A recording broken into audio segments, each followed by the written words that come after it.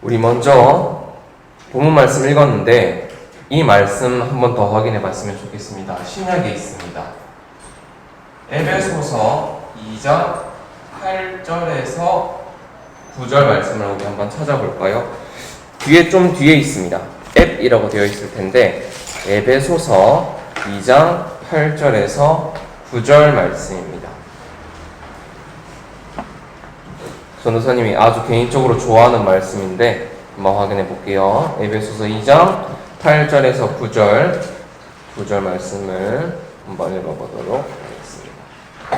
이라고 되어 있을 겁니다.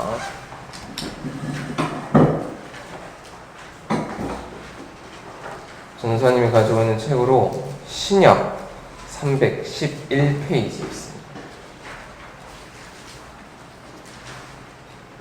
에베소서 2장 8절에서 9절 말씀 한번 2절 읽어보겠습니다. 너희는 그 은혜에 의하여 믿음으로 말미암아 구원을 받았으니 이것은 너희에게서 난 것이 아니요 하나님의 선물이라.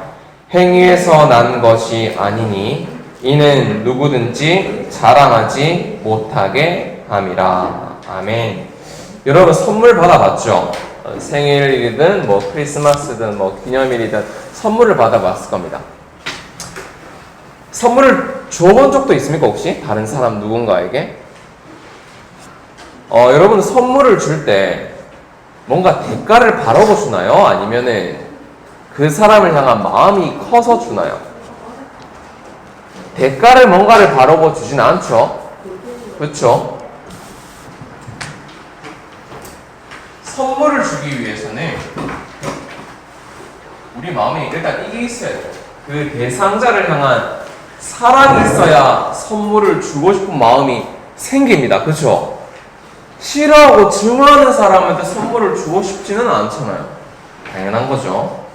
근데 이 선물의 특징이 뭐냐면 받는 사람이 감사하면 주는 사람은 더 행복합니다. 그게 선물이에요. 그렇죠? 받는 사람이 고마워줘서 고마워하면 주는 사람은 더 행복합니다. 그게 바로 구원이에요. 여러분들이 하나님 자녀된 사실에 고마워하죠? 감사하죠? 여러분보다 하나님이 더 영광 받으십니다. 그게 바로 복음입니다. 그래서 구원받은 하나님의 자녀라면은 내가 하나님의 자녀라는 사실 하나만으로도 감사를 못할 이유가 전혀 없어요. 뭐 때문에 감사한 게 아닙니다. 어떤 상황 속에서도 구원받은 사실 하나만으로 감사할 수 있습니다. 되어집니다. 하는 게 아니라. 그런데 더 신기한 거는 나는 감사해 죽겠는데 하나님이 더 영광 받으세요. 그게 구원의 원리입니다. 자, 그런데 여러분 선물에는 포장이 되어 있잖아요. 그쵸? 그 포장을 뜯지 않으면은 이 선물이 무엇인지 알 수가 없죠.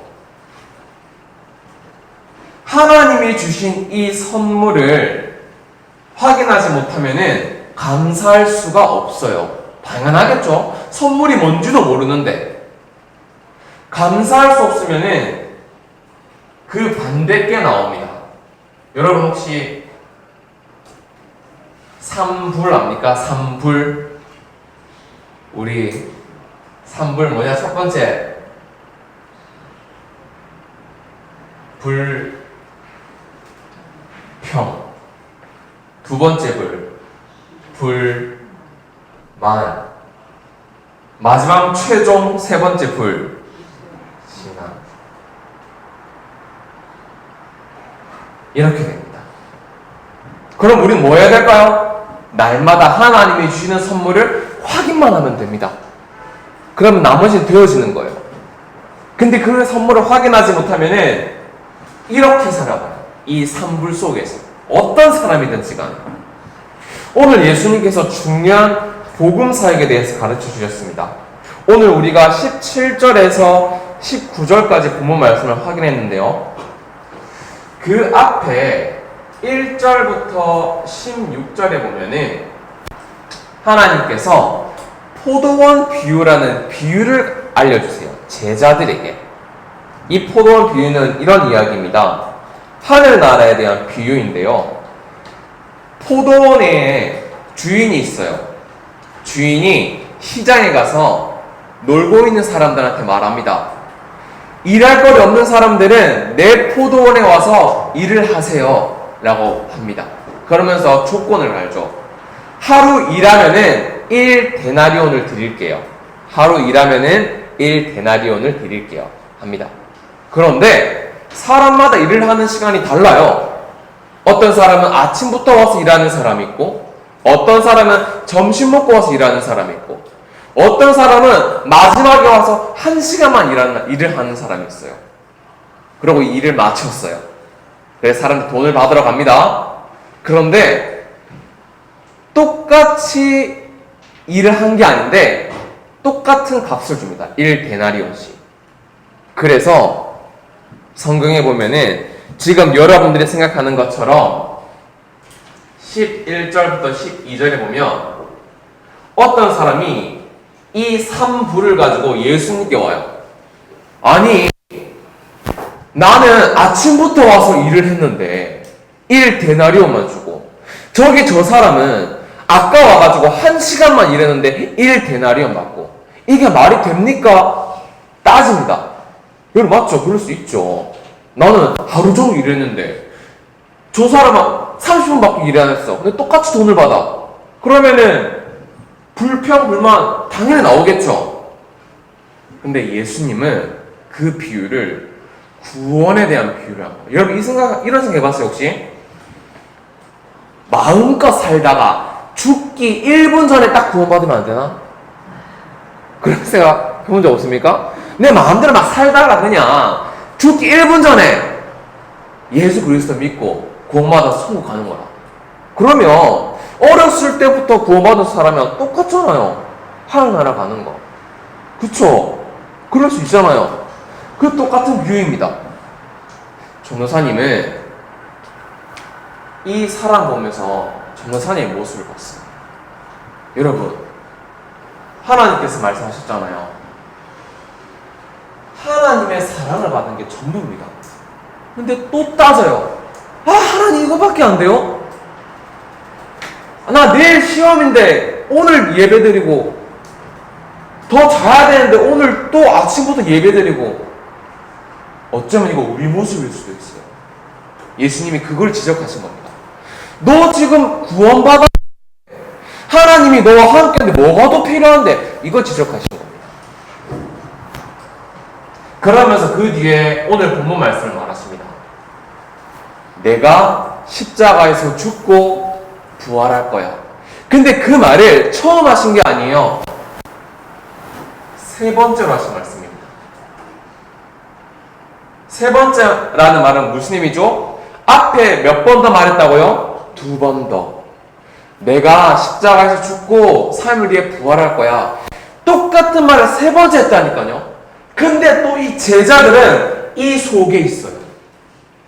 어쩌면 우리도는 예수님을 본 적도 없는데 이 속에서 살아간다? 당연한 겁니다. 그렇죠? 당연하지. 다 불평이고 불만이고 어쩌면 그럴 수밖에 없어요.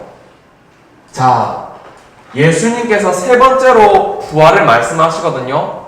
근데 우리 10명의 제자들이 또 자기들만의 틀린 생각을 말해요.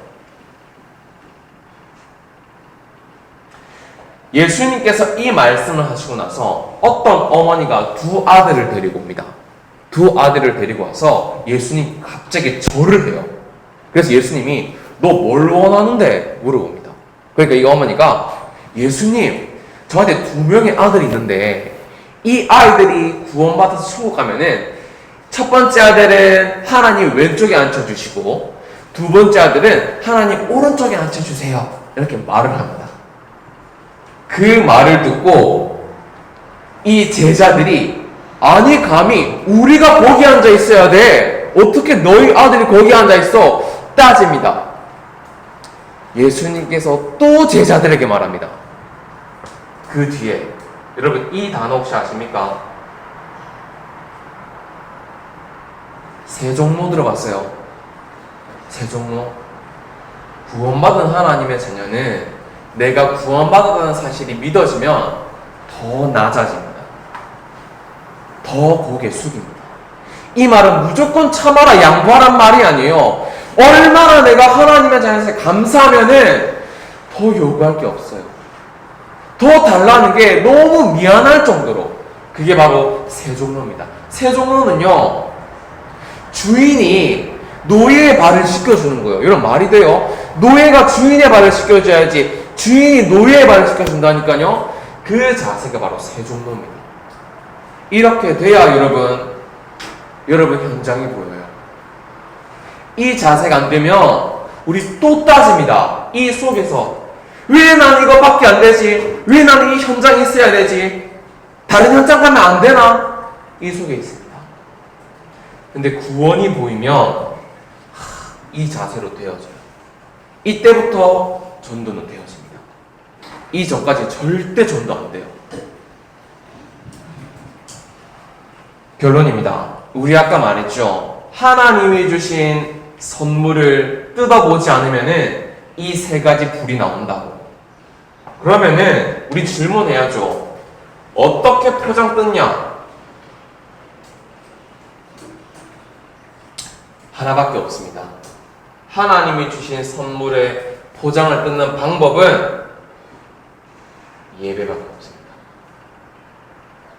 그런데 여러분, 저도 그랬고요. 많은 사람들 마음속에 은연중에 그런 생각이 있어요. 아, 내 예배 드리러 가주지 뭐. 예배 드릴게요. 순서가 그랬었거든요. 언제부터 진짜 이 예배가 사모하게 되냐? 언제부터 이 예배 하나만으로도 충분해지냐? 이 말씀이 내 영혼에 각인될 때입니다. 이 말씀 마지막으로 찾아볼게요. 요한계시록 3장 20절. 지금도 이 말씀은 역사하고 있습니다. 한번 찾아볼까요? 요한계시록은 거의 맨 뒤에 있죠? 요한계시록 3장 20절 말씀.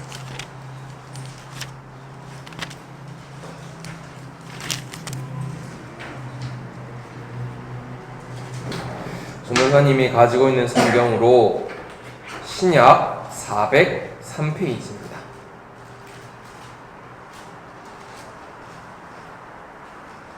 예수님께서 직접 하신 말씀이십니다.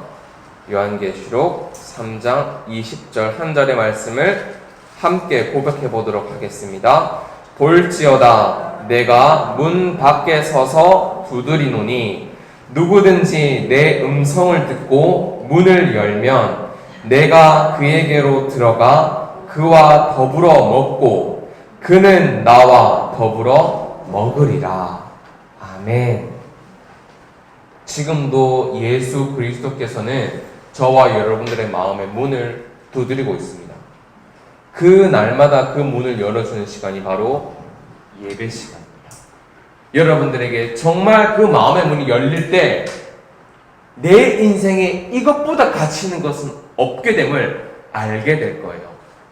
그때가 언제예요? 몰라요. 하나님의 시간표 속에 있어요. 그러나 중요한 것은 그때가 언제일지는 우리는 알 수 없으나 어떤 자리에 있을지 우리는 선택할 수 있습니다. 여러분 정말 날마다 이 자리에 계십시오. 이 자리에만 계시면 됩니다.